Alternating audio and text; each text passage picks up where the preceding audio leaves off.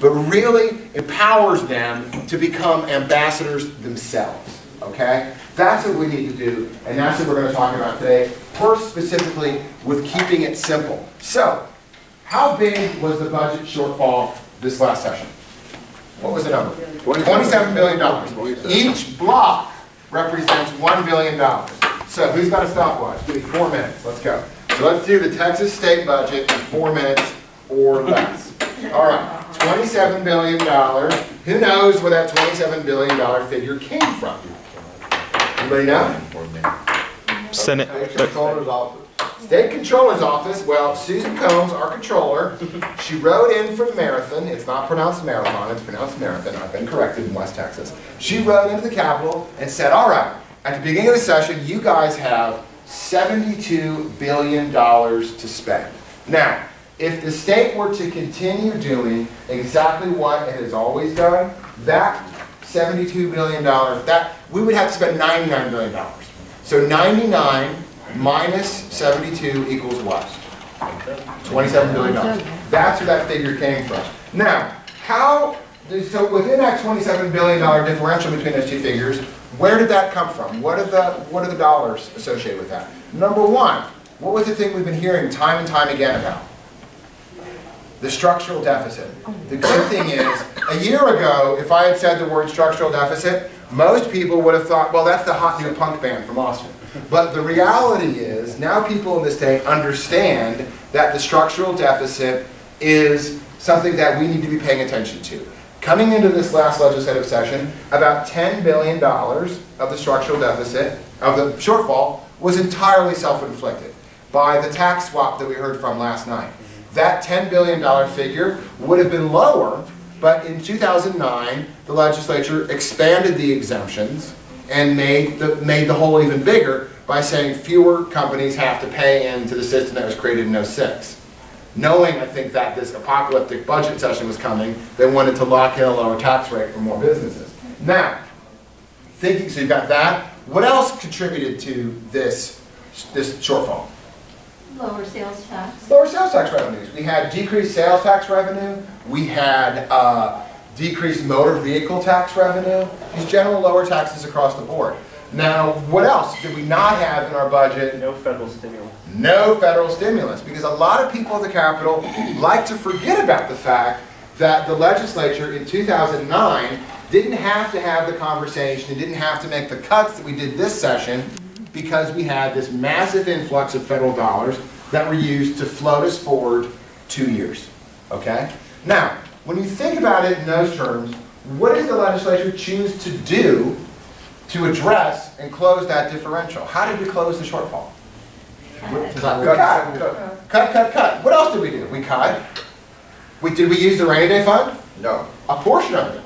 Everybody says we had $9 billion $9.5 billion going into the rainy day fund at the beginning of the session.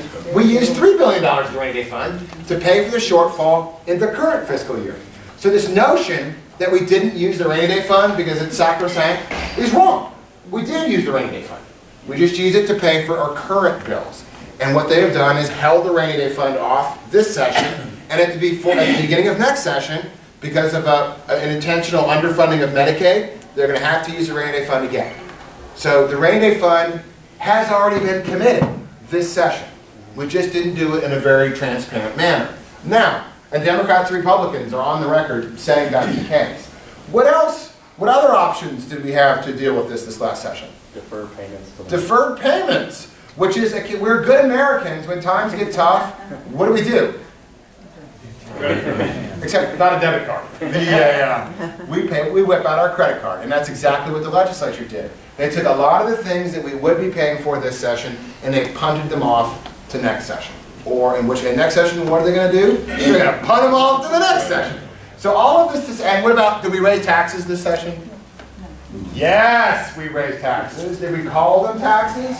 No. What did we call them? Fees. They're not taxes, they're new fees. So all of this to say, if you're going to talk about the state budget, use this kind of a strategy. Keep it relevant as much as possible. Now, maybe the single most important thing I'm going to say is, remember the ripple. Raise your hand if you receive a paycheck from a public school. Okay? I love you. I honor you. I have profound and incredible respect for each and every one of you. However, you are the worst possible messenger for public education. Not because you don't know the subject, not because you're not passionate, not because you're not an incredibly effective advocate, but because in the minds of far too many people across the street at the Capitol and in the general public, if you are advocating on behalf of public education, who are you advocating on behalf of? Yourself, my paycheck, my own self-interest. Is that the truth? Of course not. But we all know that politics is matters of perception. So when we're thinking about this and we're thinking about public education, I urge you to think of it this way and talk about it this way. If a teacher is laid off, what is the impact of that layoff? Well, can that teacher buy a new home? No. So what happens to the real estate agent who doesn't get that commission? She doesn't get the commission. So what happens to the guy down at the Lexus dealer who would have sold her the Lexus, because all real estate agents seem to drive a Lexus?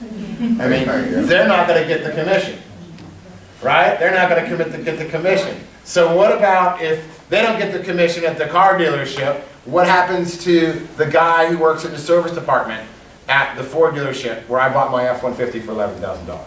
They're not going, for the record, they're not going to get that service. So are they going to be able to go to the hardware store on Saturday to buy the 2x4 to do the home improvement project that they wanted to do? No. So what happens to the guy who works at the hardware store? He gets laid off. So because that teacher way over on the other side of the room got laid off, the guy at the hardware store, ripple, ripple, ripple, ripple, gets laid off.